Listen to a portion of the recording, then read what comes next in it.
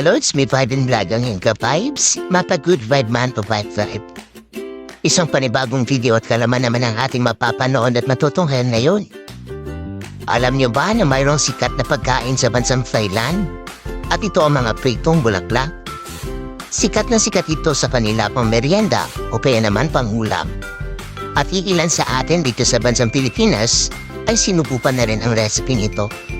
Katulad na lamang ng bulaklak ng bougainvillea, orchids, at marami pang iba.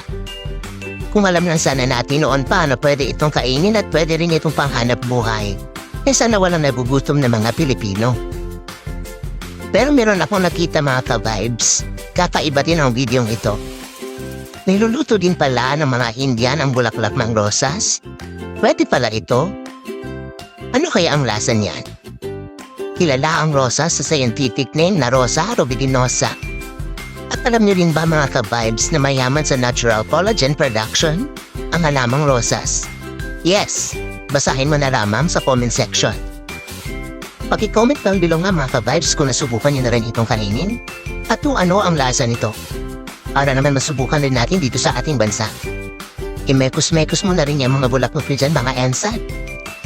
Yun lang at sana nakatulong ang videong ito. Ingat mga ka-vibes hanggang sa susunod. Bye-bye!